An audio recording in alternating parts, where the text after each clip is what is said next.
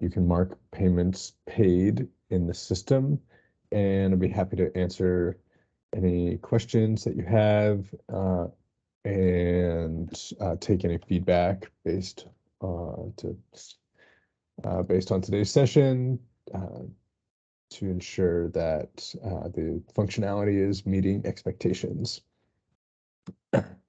So from the main navigation menu, there's the features menu, and you'll see an option for payment manager. And I'll just open up payment manager.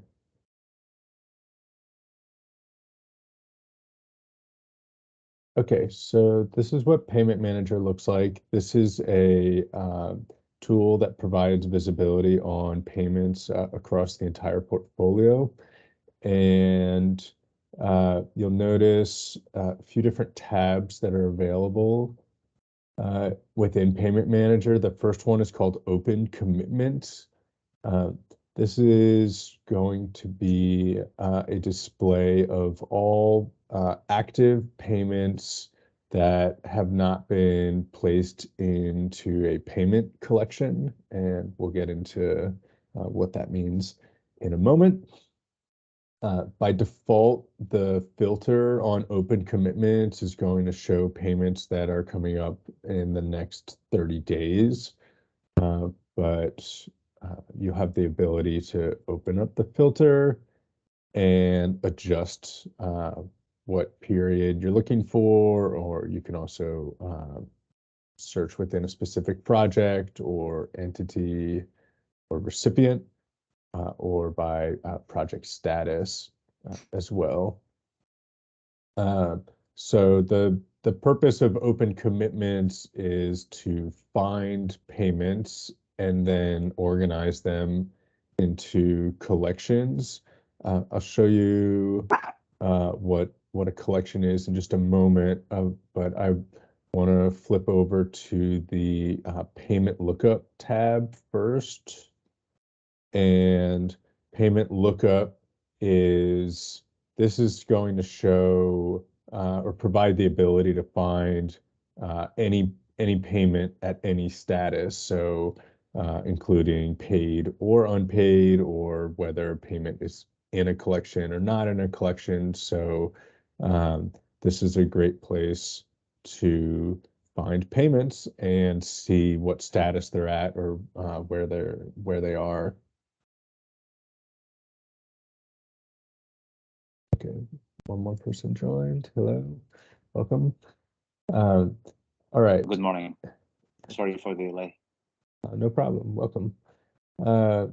Okay, so you'll notice the options for filtering are similar here as on open commitments, but again, to reiterate, payment lookup is going to provide visibility on, you can find payments that are paid or unpaid, and then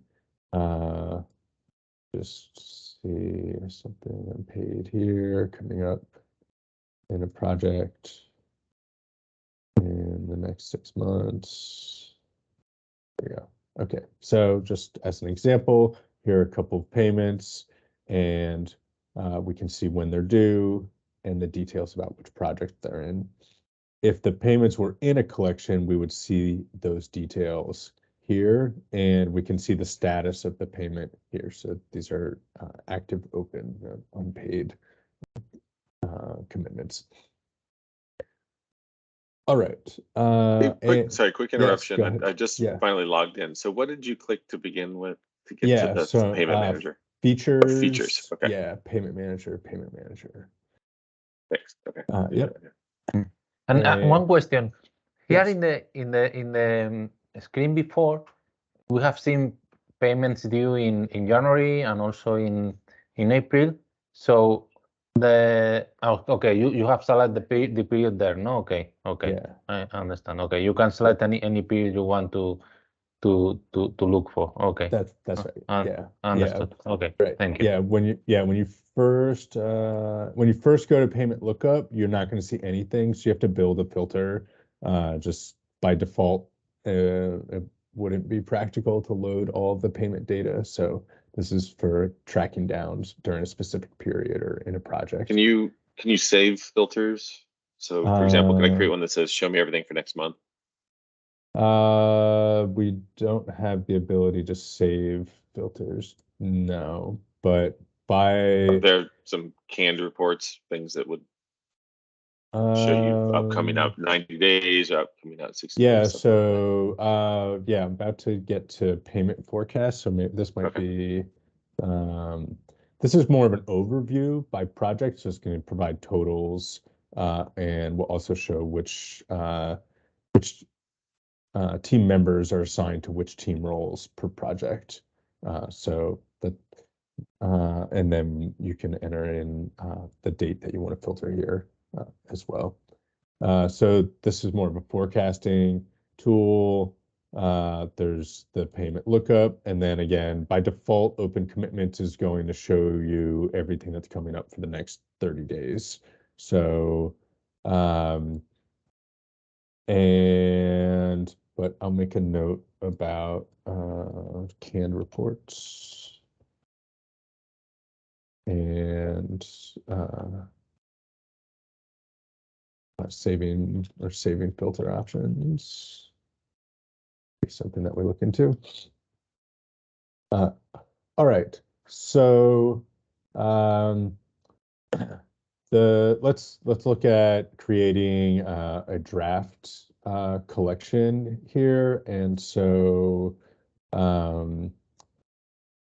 if there's, feel free to shout out if there's a specific project that you would like us to look at right now. Otherwise, I'll just grab some payments, and this is your production environment, but we can undo. I'm not going to do anything that can't be undone today. So does anyone have a project that they would like us to look at? Yeah, I think we could look at bar C. It seems like you've got that pulled up. So yeah, okay. So all right, well, there's just one payment in showing up for bar C coming up within the next 30 days, but we can use this. And then so on Open Commitments, again, it's showing everything for the next 30 days, and then we can filter that down. So we can either you can either filter options here, or once you have your filtered options, you could search within those options. So that's what I just did here for bar C to pull up this result. And now I'm going to we're going to make a new payment collection. So do bar C 30-day payment. I'll just call this a test collection. could we do 6 months just so we have more than one? Sure. Yeah, that's fine. So,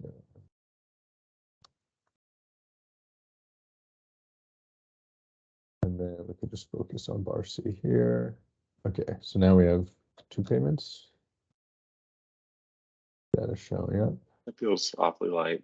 Yeah, it must not be. Yeah, maybe bar C's not done. Maybe that was a bad. That's okay. That's just. Well, I think we can take this off line at some point with the team, but my expectation was bar C was fully ready to go. Okay. So I would hope to see all of them in here. Check with the team on that.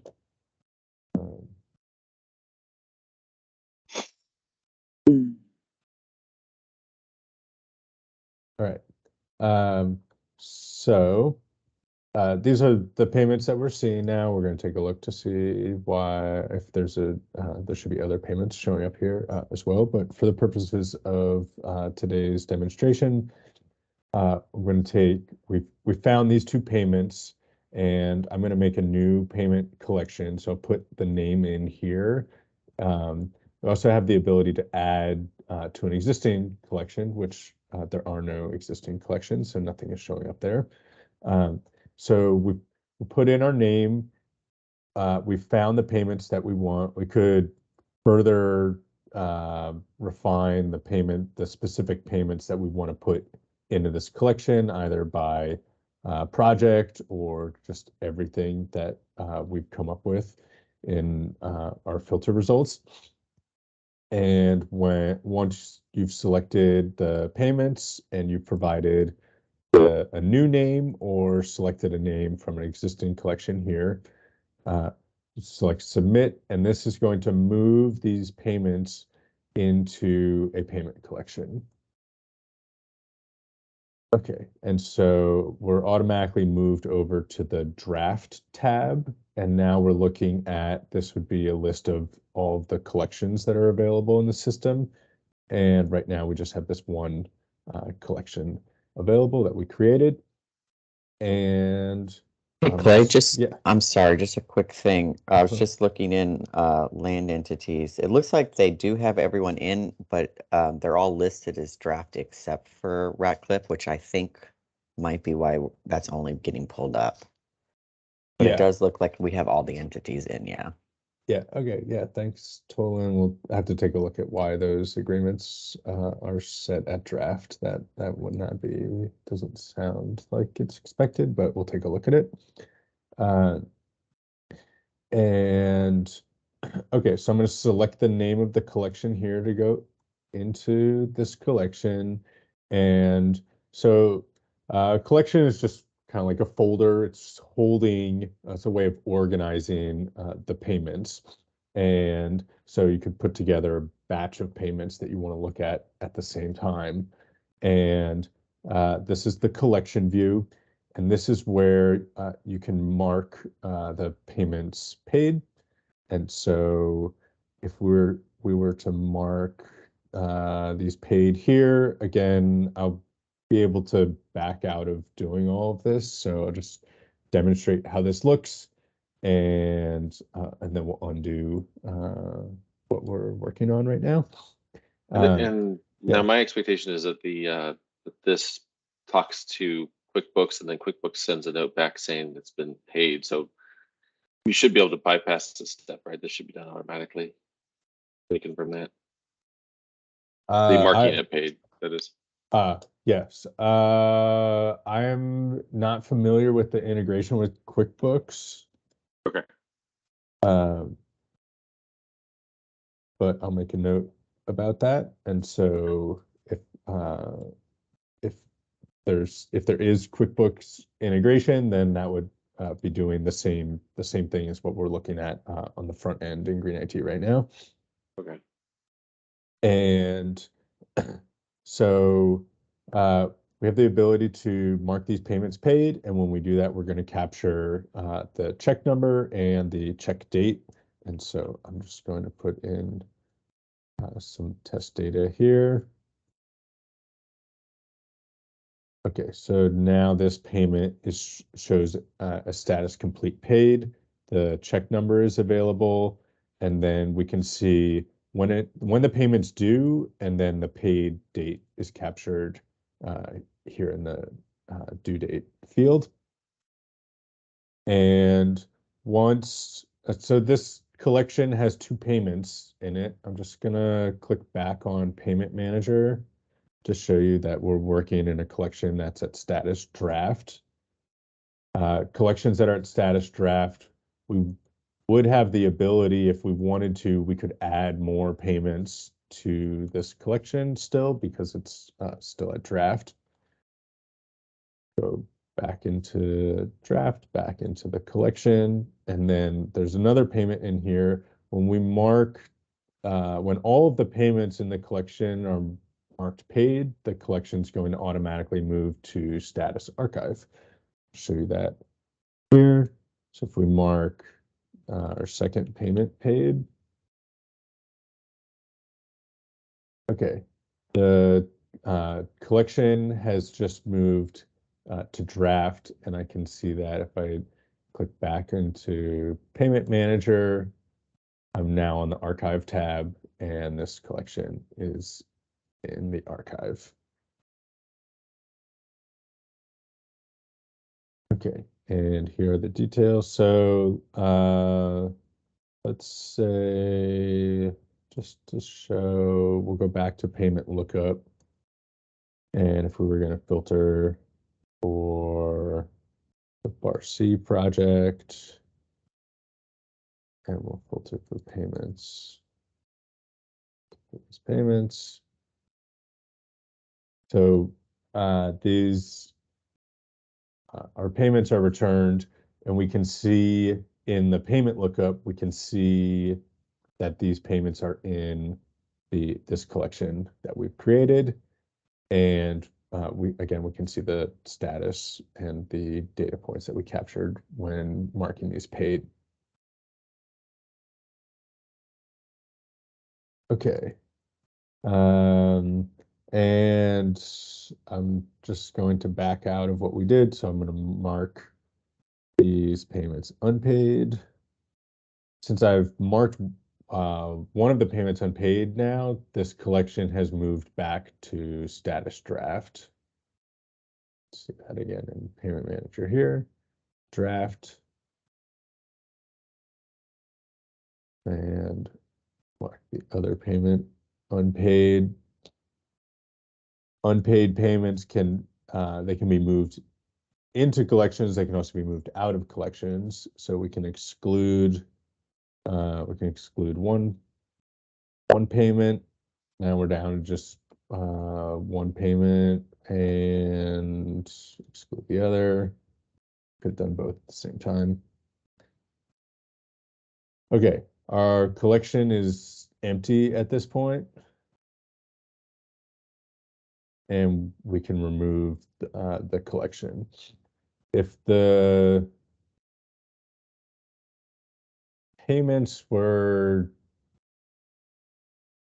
deleting the collection is not actually like deleting the payment. It's just deleting like that folder that was containing the payments. So I'll delete this. And again, these payments will now show up on the open commitments tab.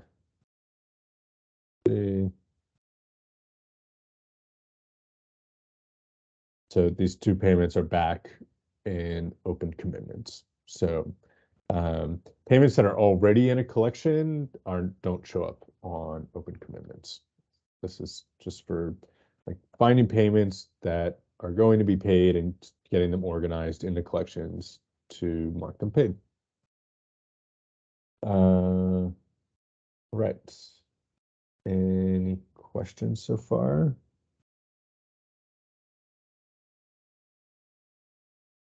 None from me just yet. None from me either.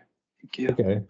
Yeah. Oh, actually, well, maybe I do have Sure. a question. So then if you're not familiar with the integration, we've had representations from the company that there would be an integration with QuickBooks, but if there were a place where we could sync or press the push button, is there such a thing in here that pushes the payments to an ERP? Where would we find that? Yes. So there is we have the ability for integration with ERP servers, and that let's see what's going to be the best way to show this. So that happens with when collections are in process, and there's a workflow in place for reviewing and approving payments before they're going to be pushed to ERP. And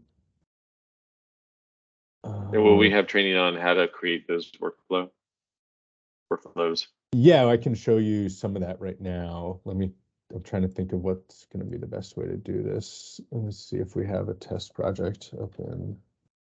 Don't. See if I can get this set up real quick.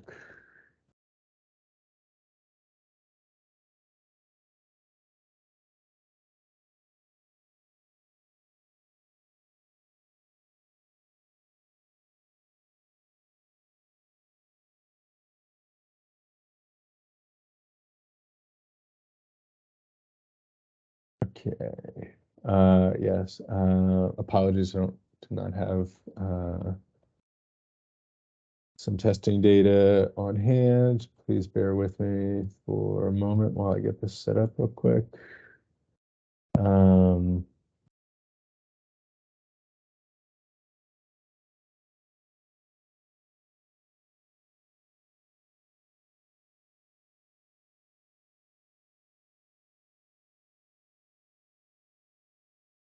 Yeah.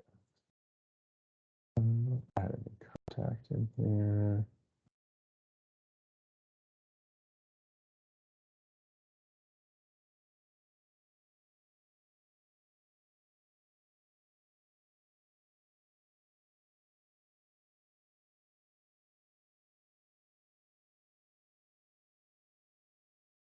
Okay, just seeding some tests, land data to get some test payments set up so I can demonstrate how this looks without using your production data.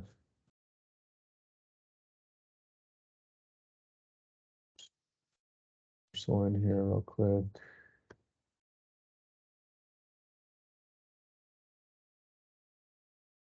This is the entity. We're going to get an agreement in here real quick.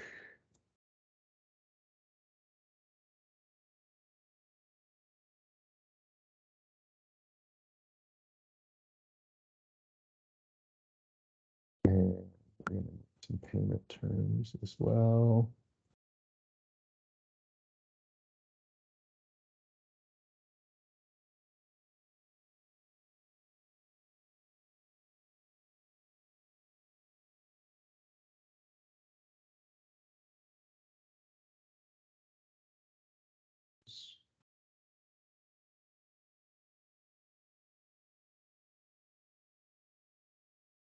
Okay, almost there.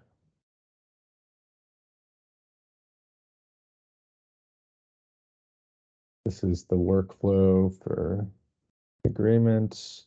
And now we have an executed agreement. And we have some payments that we can use in Payment Manager. Okay, so we're going to take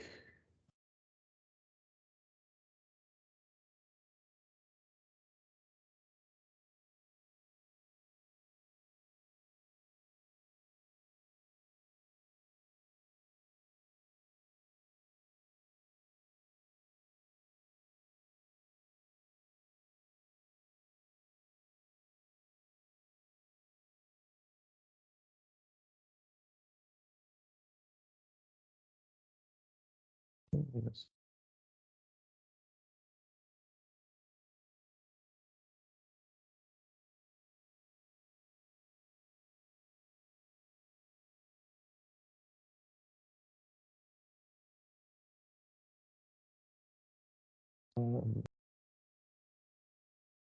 This is something.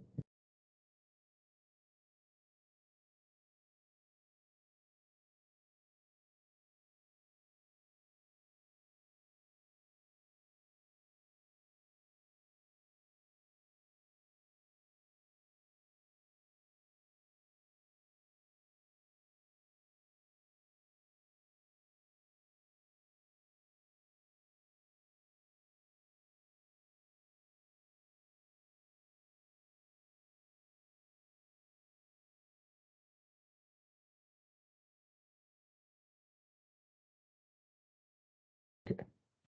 All right, so we'll use this payment and we'll do PRP. Okay. We found a payment. We're going to put it into a collection. And for the, okay, so there we could have the ability just to mark this paid on the front end, but to use the ERP integration, that would require reviewing and approving this payment. And so that's will happen with the, there's a payment approval scheme that can be configured.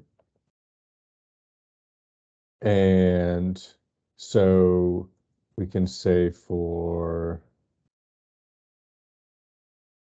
this project.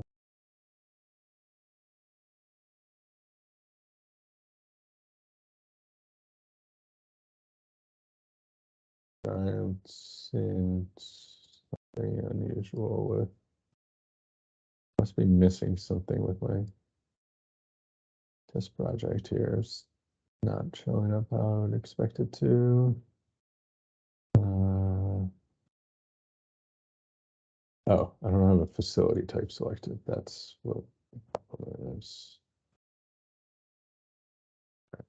And is this process only good for one time, or can we set a recurring one?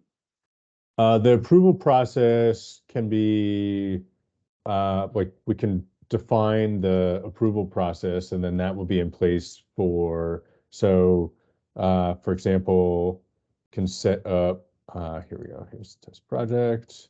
So we can say who's going to be the approver for construction payments or for development payments for a certain project with a certain range of like a min and max range on the amount for the payment. And so if we set this up so that Kevin is the approver for, I should really have a user in here. I'll get this going. Okay, so this is an overarching one where it says, okay, if it's a development project and it's below a certain amount, then this is the approval chain. If it's above this amount, but lower than that amount, it's another approval chain. And then this will apply to everything, or how does that work? Yeah, to all payments that meet these criteria. So Okay. different types of payments or different phases. There's going to be different approvers.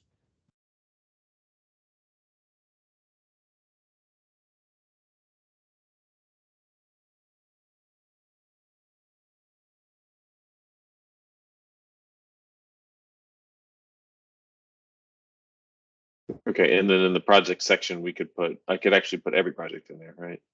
Yeah, so this can be, we can have multiple projects, or we could have another, one project is going to be set up one way, or a certain range. So we can define Is there this. a thing that would allow us just to put every project in so that if new projects were added, I didn't have to go in and add them? There should be, and it's just not right now, but that's Okay. something that we can look into. So Okay. depend on yeah, we'd have to look into, so I guess it would depend, like, do you want every, is every new project going to have the same configuration and have it happen automatically, or need to define the logic to determine that? Okay, every contract would be different, but every project would, and Charlie, you can correct me if I'm wrong, but every project would go through the same approval process. It's really defined by amount. I'm talking only about the development projects. If we have construction, that would maybe be different, but it looks like you've got a way to distinguish between the two. As in, if we're making lease payments during the construction period or the operations period, that would be separate, but that's separated out here. So I'm focused on the development side, and the idea is anything. Yeah, you Any add a new project that requires a project, payment, we're gonna. yeah, it's gonna have the same, yeah. Yeah, so I just want them automatically thrown in. Right. Yeah. Okay, yeah, yes, that's that logic doesn't exist at the moment, but I've made a note about that. Okay. Okay, and Charlie or Roy, if you disagree with that, let me know. But the No, ability that to makes send all sense. projects through. Okay. Yeah, that makes sense to me.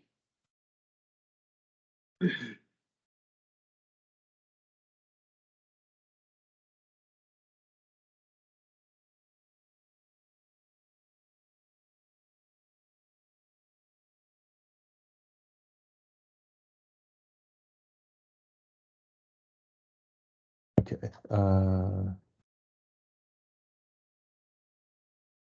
set up, just myself here. Don't have to pick on anyone. And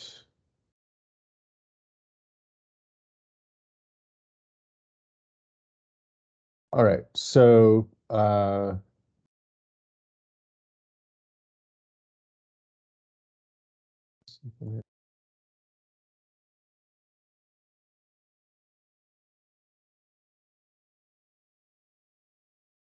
we go.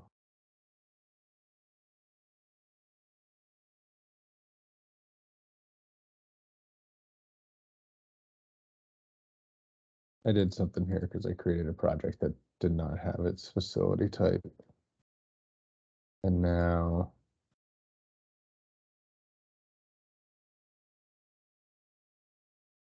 my payment's trapped there. So we'll take another payment.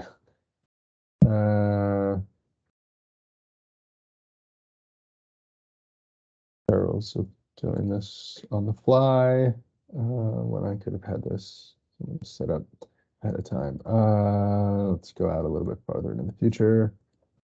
Okay, so here's another payment, and we'll include this one, and we'll do test B.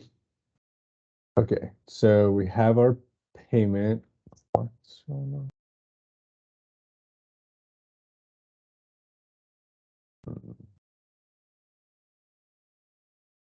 Am I still missing something?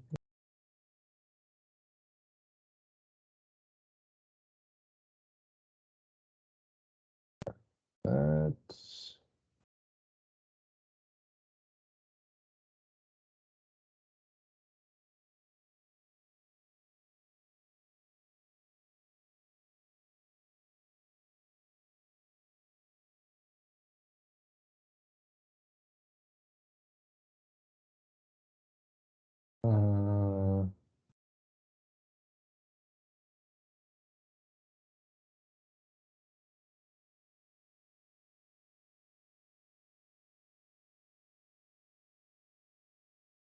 okay. That's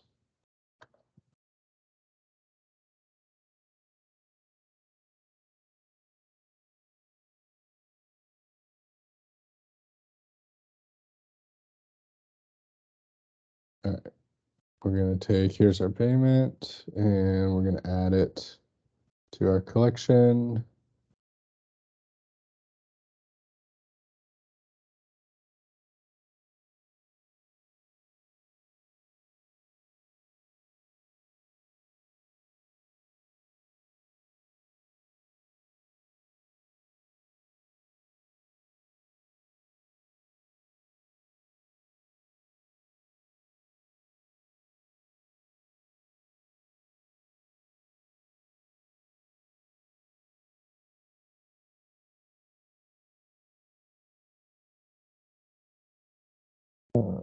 Apologies, this is not doing what I was expecting it to.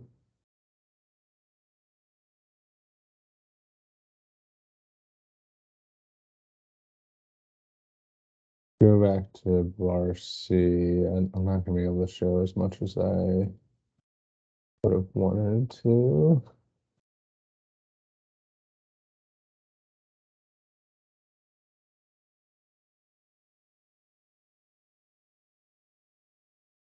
And bar C here.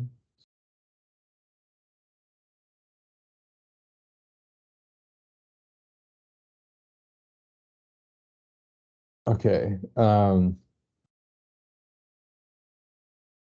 After putting together a collection in draft, once all of the payments are ready, the next step in the workflow is to move the collection to approved for review. Once the collection is in review, and I'll just show you this, I'm going to click back on Payment Manager here. The collection is now at status review.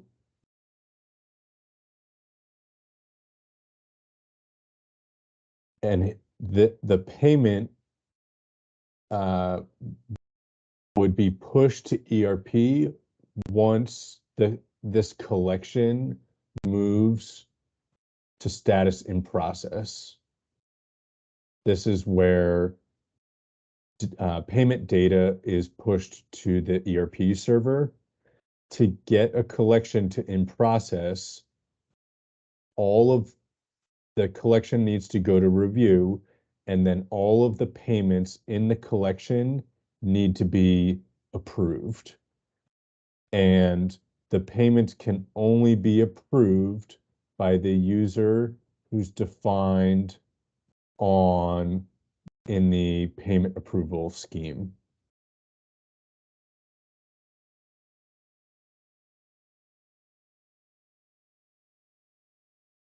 Perfect. Okay, so we just need to create the channel, and then we can, I guess, and I didn't catch this earlier, I think we can select whatever we want for that month to go through. Ideally, it would be all projects would go through each month, and then depending on who needs to approve it. So we might have a situation where we have, let's say we have 10 payments that go through. Let's say 5 of them, or no, let's say 6 of them are below 20,000 and 4 of them are above 20,000. So the 6 that go below, they can get Roy's approval. You can go ahead and go in and approve it. But if they're for the 4 that are 20,000 or more, they would have to go up to Brian and Nick. So do we need to create 2 different channels, or can they go through in the same, I forgot the term you used, but the same group, and collection, then depending on the collection, it would be in this, they could be in the same collection. I've definitely seen that's kind of the best way to do things, grouping collections by payments that are due around the same time to keep them moving at the same time. Whereas if and because you need all of those payments to be approved in order for the whole collection to move to in process. And so if they're due at very different times, then one payment has the potential to be holding up other payments where there could be like a due date coming up. And so grouping that, like if you want to do by month, if it's December, you put everything for January, put it all into a collection, put the collection into review, and then the approvers are dependent, based off of the approval scheme, will have, they would all receive an alert that says this collection is pending your approval with the URL that takes them to the collection. And then based on the approval scheme, they'll have the ability to approve the payments in their approval range. Once all of the payments receive the approval flag, the collection is automatically going to be moved to in process, and the ERP sync is running in the background. And so that collection will just get picked up and the data is going to be pushed to ERP.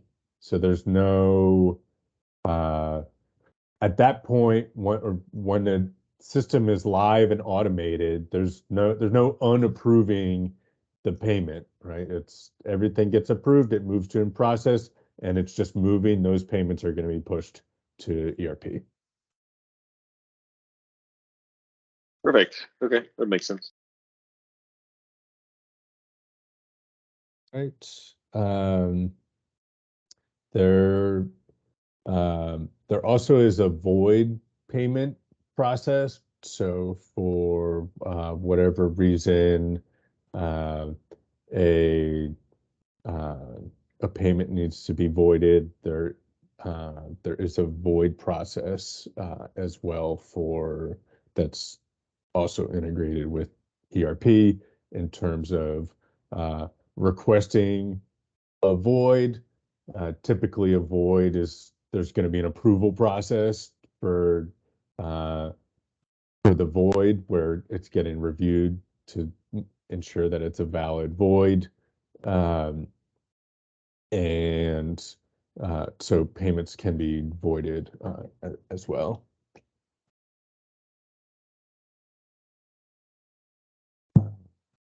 Okay, hopefully it doesn't come to that. Yeah. I guess it's void is, I guess, more for checks. I'm not sure if you're doing checks or electronic payments. We do more checks than we'd like, but that's actually a good point. In that case, we'd probably have to do it manually. I'm not sure how we handle it in the system. We'll mark it. I guess we can mark it paid in QuickBooks, and then it can push back to here. But they're unique. They're not too common, so we'll figure it out. Okay. Yep.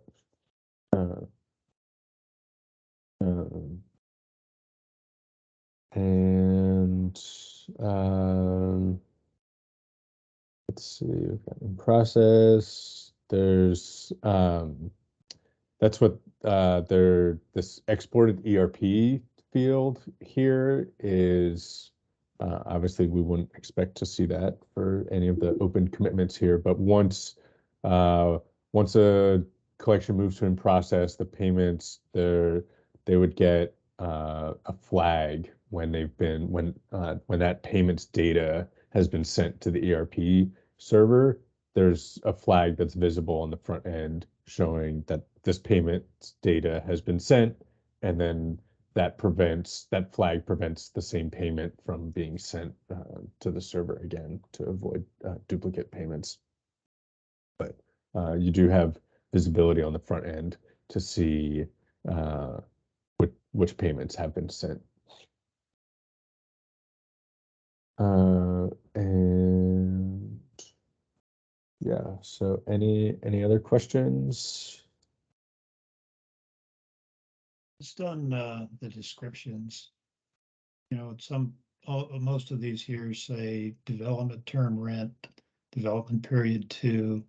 Further down, they say option payment. I'm assuming that's just based on whatever's in the agreement. But then I noticed that you also, like one of them you had, most of them just say option payment or development rent, and then one of them says second annual deposit, another one says 3rd year. Do you know why there's the difference? It's kind of hard to tell without going into the document. It's kind of hard to tell from this what these descriptions really mean. Yeah, I think they're tied to nuances in the agreement, Roy, because we changed. There are several iterations of the agreements. Yeah. So, we started out with a 2-phase lease that had development term, but I changed that. Yeah, I mean, the issue here to me is that the description doesn't help a lot because it doesn't, a development period 3 and 1 could be a year, 3rd year, a development period 3 and another one could be the 3rd quarter. It's kind of doesn't seem very meaningful. Yeah, is there a way to standardize or put logic in that? This question is for Green 19, but a way to put logic in so it automatically populates it with something that we would understand. Well, I can speak to where this data is coming from. So these payments are generated by the terms of the agreement. So there's, this is an option purchase agreement, and we see all the details about that agreement here. This particular payment is going to be produced from a payment term in that agreement. The first part of the description, this is just a label of what that, based off of the language in the agreement, is a label unique to this payment. And so this would be coming from the agreement, is saying there's a 3rd year option payment. This the other data points here, development, this is which phase of the agreement the payment's related to. And then period 3 is within the software. That's how we can define time time periods that relate to an agreement. So, Well, I thought, yeah, and I thought, let me know if I'm mistaken, but I thought the period 3, something like that meant, let's say I had a bonus payment, and then I had some sort of option What can payment that's gonna mean be any different than the number of rest. things, can Yeah. it? It Well, can this be, I think is- that's the problem. It can Yeah, mean any number of that's- things. It can either be annual, biannual, or quarterly. right. Right. So I think what Roy's point is that it would be nice if it could be tied to what it actually is. Like whether it's, you know, because the development period could either be every 3 months, right? Development period 3, it can either mean for the entire year, for the next quarter, or for half of the year. So I guess. So you would want to see whether it was like a quarterly or biannual payment or something. Is that Right, I what think you're that's asking? kind of what you're asking for, right? Like Yeah, it would be like, it would have to be like what year it is and what quarter it is. So I don't know if that's really feasible to try to do something like that. right. Well, that's So if it's yeah, a that's 5-year how we do it offline. option, yeah, Yeah. yeah, that's, yeah. Okay.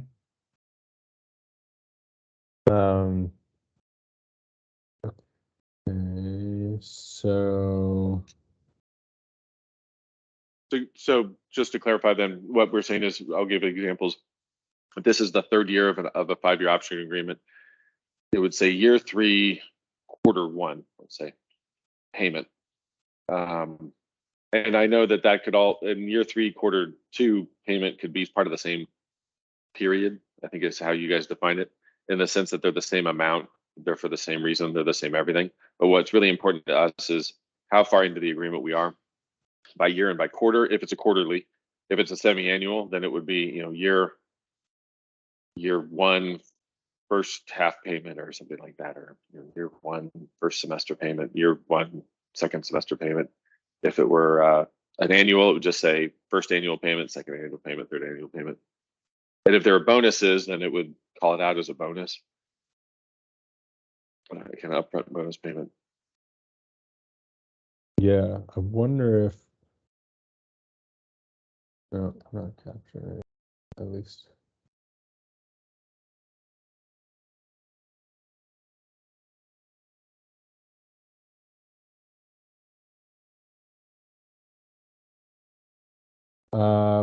Part of that, yeah.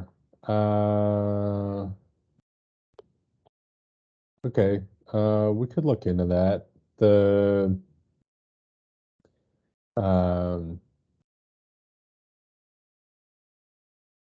you know, the recurrence of all these payments, if they do recur, that recurrence is captured in the system. That's how the payment is generated. So that's something that we could look into. We're not providing visibility on that in this interface at the moment, but just to give you an example from like this development period 4 payment. If we go into this entity and we're looking at these payments. So here's this payment for development 4.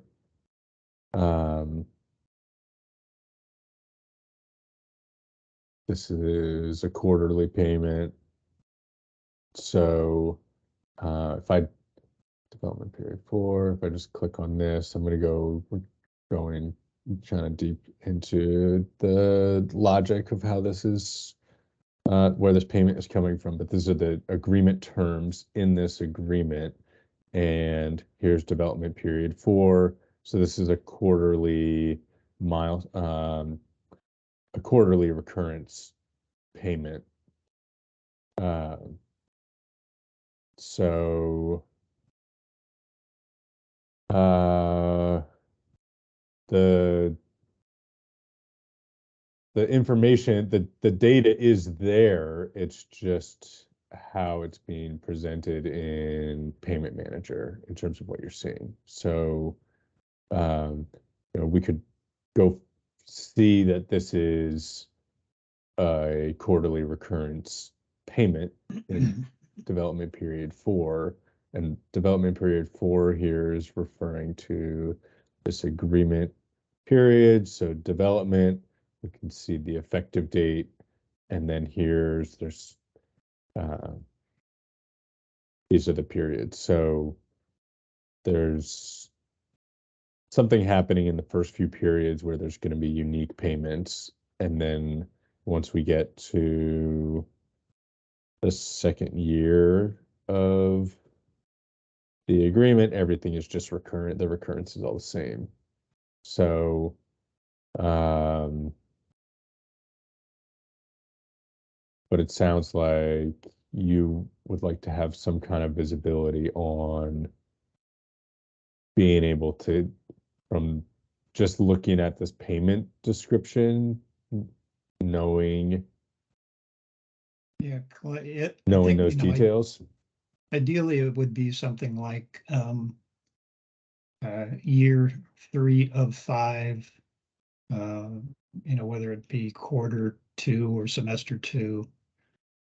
Just so that would be very clear that you're 3 years into this, particularly if you were in year 5, or you'd want to know that, hey, this thing's expiring, it's going to need to be renewed. And just give you some more insight into what we're looking at here. Yeah, because there is visibility on, like, we have the there's an expiration tracker, which is going to be providing visibility on which agreements are expiring when. So we do have perspective on, like, I guess it's, it depends on what we're trying to achieve, right? So I don't,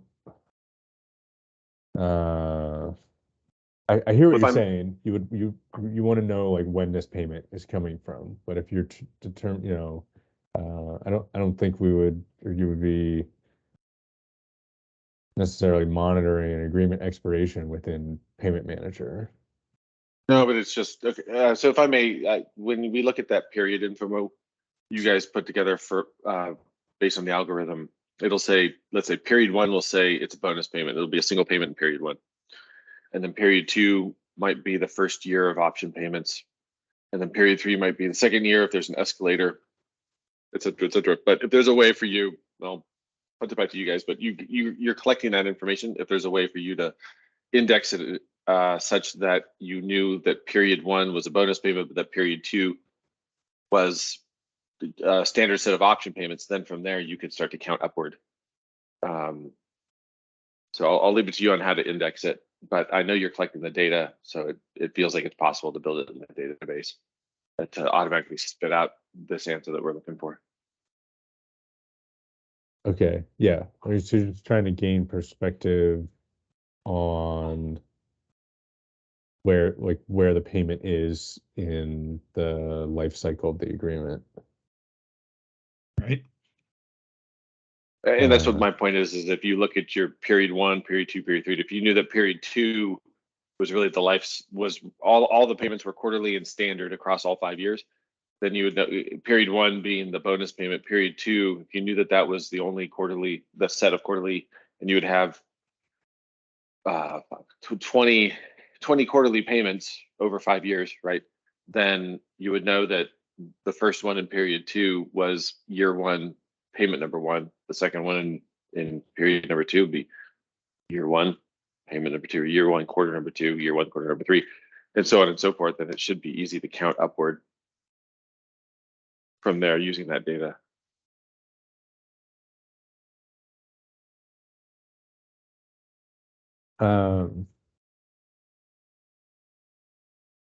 Yeah, I think I think I understand what you're saying. I feel like it would still be helpful to have a little bit more feedback on what what you need that data for to provide some insight into the design process.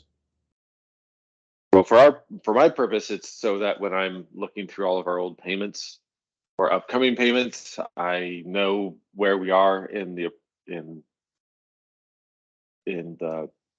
where we are in the agreement over time. It's to make sure that things make sense. So I'm not missing year 2 payment number 3, not missing from the list. It gives me confidence. We know where we are in it. It gives us confidence that the system is working, the process is working properly. Because I go back occasionally and look back over agreements and make sure that we've made all of our payments and all that. And then for approval purposes, it gives Brian and Nick some insight into how much time there's left on the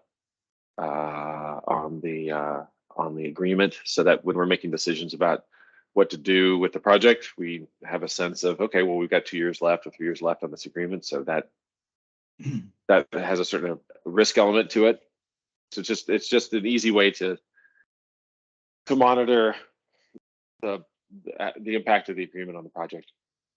Yeah, and I've got to jump to another call, but I mean, for me right now, Charlie generates a monthly report that says here are the payments for the upcoming month, and it shows what year it's in, what quarter it's in, and just looking for something that would replace. I mean, I know that the information's all in here, but somewhere I could quickly look at and say, okay, here are the upcoming payments, and these are where we are.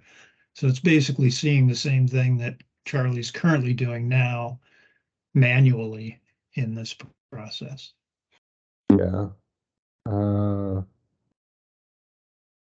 Okay, I think we would need to have some more discussion about this. I've made some notes, and I can take this to the project management team. I'll just point out, like, if we were to take Ratcliffe here and do a payment lookup, and I realize we're bumping up against the end of the hour here, so we can wrap with this. But so here's Ratcliffe, and we can just see these are all the payments for Ratcliffe, and so you can see initial rent started in 2020, and then here's development period 2, 3, 4, and then all of our payments through to the end of the agreement. So